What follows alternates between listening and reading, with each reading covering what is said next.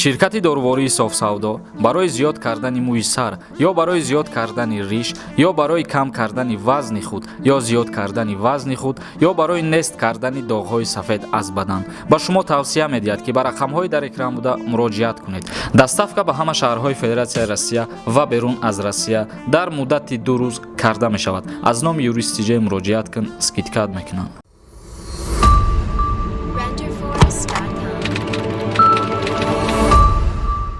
ассалому алайкум ба ҳама тамошобинони барномаҳои Сорбон Сафаров. ин рӯз мо як мавзӯи муҳимма баррасӣ мегардонем ки тааллуқ дорад ба мигрантҳое ки дар Россия қарор доранд. Яъне мигрант гуфта мо танҳо миллати тоҷика дар назар надорем. Умуман узбек, тоҷик, қирғиз, ҳар нафаре ки дар Россия мигрант шидагӣ қарор дорад, ин хабар ба ҳамво тааллуқ дорад ва махсус баҳри муҳоҷирони тоҷик, чунки аудиторияи канали мо мумкин ки 98% миллати худмон миллати тоҷик бошад. Ба 1%-2% мумкин ки аз Узбекистон ё аз дигар ҷойҳо ҳам бошанд. Ба ҳамин хотир ҳозир мо барои муҳоҷирони тоҷик як роҳи осонӣ барои пардохт накардани патент ҳукумати Россия пешкаш кардагиай, ӯро мефаҳмонем. Чӣ хел бояд муҳоҷиро патент наспоранд ба мисли аз регистратсия озод шудагиянд, аз патент низ озод бигарданд. ҳукумати Федератсияи Россия пешниҳод кард мақсад муҳоҷирон, мигрантҳое ки дар Россия қарор доранд ва дар иншоотҳои давлатӣ, сохтмони мактабҳо, сохтмони духтурҳо ва сохтмони ягон ҷое ки барои чорабиниҳо баргузор гардидан ба нақша гирифтагиянд, агар дар ҳамин ҷоҳо мигрантҳо кор ва фаъолият кунанд, то охири сола аз пардохти пули патент низ озод ҳастанд. Ва мигрантҳое ки дар сохтмонҳои биноҳо ва дар қаҳвахона, умуман дар дигар ҷоҳо кору фаъолият мекунанд, вайҳо ҳатмӣ пули патенти худшона меспоранд. Ва чӣ хел тасдиқ мекунанд, чӣ хел мефаҳманд ки киҳо аз патент озод мешаванд. ҳукумати Федератсияи Россия муҳоҷирора дар қайди худаш дорад ва дар сохтмони иншоотҳои давлатӣ, мактабҳо, духтурҳо рӯйхат мекунанд. ҳар нафаре ки ғайри шаҳрвандии Русия, яъне ки тоҷика ё ки узбека ё дигар миллатай, ӯвора рӯйхат мекунанд ва аз пардохти пули патент озодшон мекунанд. Ва ин як намуд дастгирии дигар аз ҷониби ҳукумати Россия баҳри тамоми мигрантҳо.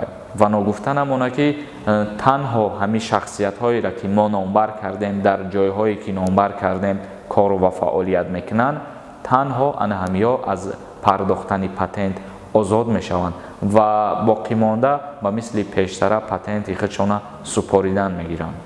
тамошобинони азиз, акнун мегзарем ба қисми хондани комментарияҳо. Каримов улуб нависай: акай Сорбон, реклама накун ҳамин дорувора. Кадиам нагу, айноми ма скидка мекунанд. Ягон скидка накарданд, 10 бор айномтон гап задем ака. Бародари азиз, ба мо ҳамин хеле гуфтагиянд ки ҳамин сухана шумо қайд кунед ва мо ҳатман скидка мекунем. Вале акаи шама намедонам ки чӣ ба скидка намекардияну узри зиёд мепурсам. Бародари азиз, Комилов нависай: ака савол дорам, роҳҳо кай кушода мешавад? Меган баъди соли нав рост аст ба милли Узбекистон мешавад, ба мисли Узбекистон мешавад. Навистани бидаи бародар хато кардай. ҳозир ту дар ҳамин комментарият қайд кардӣ ки меган роҳҳо кушода мешавад. ғайр аз ма, яъне маълум аст ки дигарҳорам низ ҳамин суханҳорам меган, қайд мекунанд ки бояд сарҳадҳо кушода шаванд ё ки парвозҳо барқарор шаванд. Лекин бар зами ин қадар гуфтаҳо мо дар барномаҳои худмон қайд намекунем ки дар ин число ё ки дар ин число сарҳадҳои Россия кушода мешавад.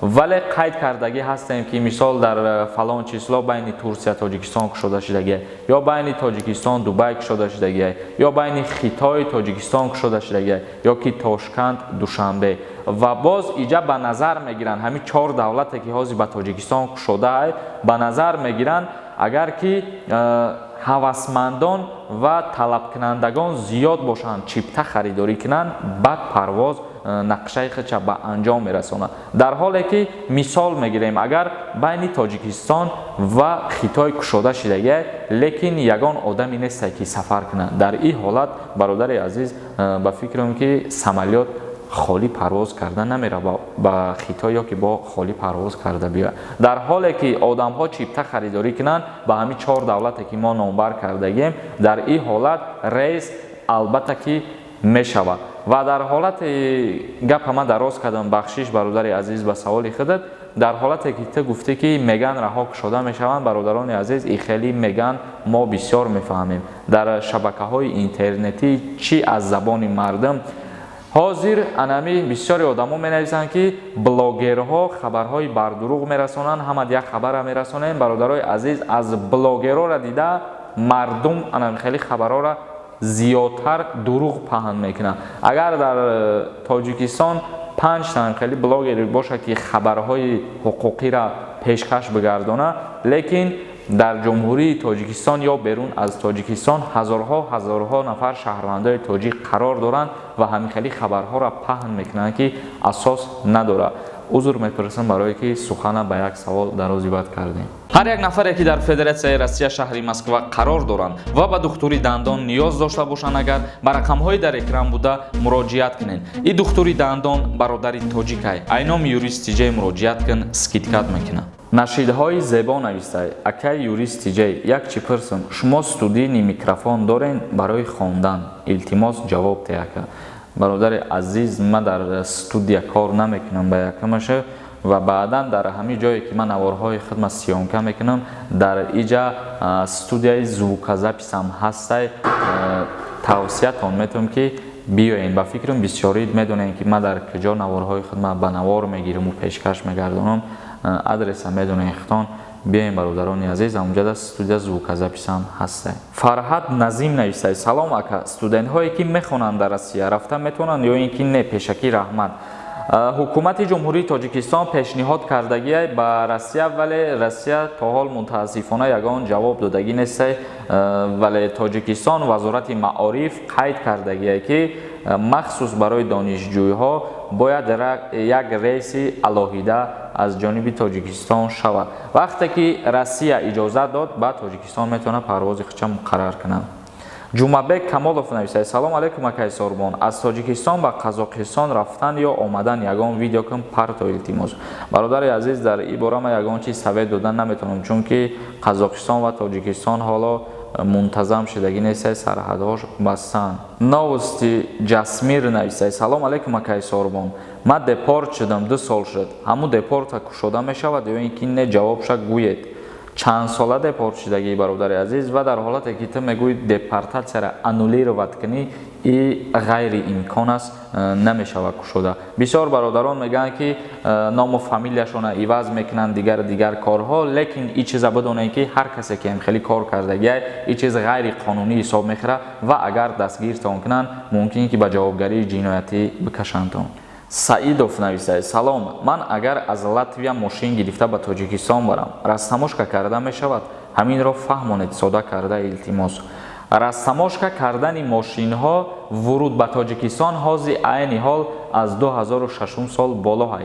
یعنی که تو اگر ماشین وارد کنی و از 2006 پایان باشه، مثال 2000 سال باشه یا 2002 باشه، در این حالت غیر امکان است. یعنی که ممکن نیست رستماشکا کردن و میبرن یا که ماشین تا در خدمات محکم میکنن یا که ابرد از جای آوردگی رویش میکنن میره. در حالتی که سالش 2006 بالا باشه، البته که تو میتونی رستماشکا کنی. ظفر شاهخوجایف نویسه: سلام، آدمی که زکس داشته باشد در روسیه از جمهوری تاجیکستان به روسیه رفتن میتواند؟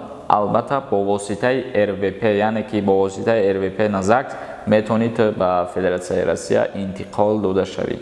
نوریدین احتماف نویسه: سلام علیکم اکای سوربون، من پاسپورت پراوا گم کردم در روسیه، طرفی ایسترا. التماس اگر امکانیت باشه درباره همین گپ زنین. نام و نسبم سینوریدین سیداسلام، سنه تولد 18/04/1991. برادران عزیز، هر کسی که اگر همین چیزهای برادر را دریافت کرد و یافت، در کامنتاری ما بنویسین یا که در اینستاگرام ما بنویسین، ما به این برادر با پیشنهاد میکنم. نکروز نویسه: اکای سوربون، سوالی مرا جواب دهید. мумкин саволи ма пафтор бошад. шахсе ки падар ва модар надорад, бо бибиаш зиндагӣ мекунад, болои ин як писарӣ кардагӣ, онро қапида ба хизмат баранд, мумкин кампири бечора гирёну нолон аст. бародарони азиз, як чизе ма ба шумо мегӯям ки шумо ва мо, яъне ки мову шумо бояд ҳуқуқҳои худмона истифода бурданша дар ҳама ҷо бидонем. барзаме ки ту гуфтаисае ки падару модари худат вафот кардагие ва ту яка писари болои ҳамӣ тура ба хизмат даъват карда бурдесиянд ё ки маҷбуран тура аблава кардесиянд, и дар ягон ҷо тоғрӣ намегирад. ҳуқуқҳои худтона бидонед чие ва бидонед дар куҷо чӣ хел гап занену дар куҷо чӣ кор кунед. او قدر که اگر مجبورتان میکنند برین در مقامات های بالایی از بالای اونمو ابلاغ میکردگی ها زیاولین بنویسین، عریضه بنویسین از بالاشون. هستای و این پروکراتورا هستای برای نظارت کردن همین کسا، هستای پروکراتورای همون ناحیه‌تون هستای. در هر کجایی که زندگی میکنین حقوق‌های خودتون بدونین، استفاده کنین. حقوق یگان شهروند یک شهروند دیگر حق پایمال کردن نداره برادران. در نزد قانون همه برابر حقوق است. نوابسته از وی که وی کارکنی دولت یا که شهروند عادی است، همه در نزد قانون برابر است. مهراج کریمов نویسه: سلام علیکم. همین زنی من از карантин پیش به تاجیکستان رفتگی بود. این همون تاجیکستان انده تولد کرد. فرزندی ما متریسکش تاجیک شد. این حاضر میتواند به روسیه آمده. من вид на жительство дорам. Занам гражданини Российской Федерации. Ба ман аниқаша гӯед. Албатта ки метавонед дар ҳолате ки шумо худтон вид на жительство дорен ва ҳамсари шумо шаҳрвандии Россияро дора, бе ягон монеа метавонад ки ба Россия барава. Через Турция метавонад барава, через Дубай метавонад барава, ё ки аз ҷумҳурии Тоҷикистон ҳам метавонад барава ба Россия. тамошобинони азиз, видеоро ҷамъбаст мекунем. саволҳои шуморо интизорам ва дар канали юристиҷа обуна шидана фаромӯш намекунем. худованд ҳамаи мо шуморо нигаҳбон бошад.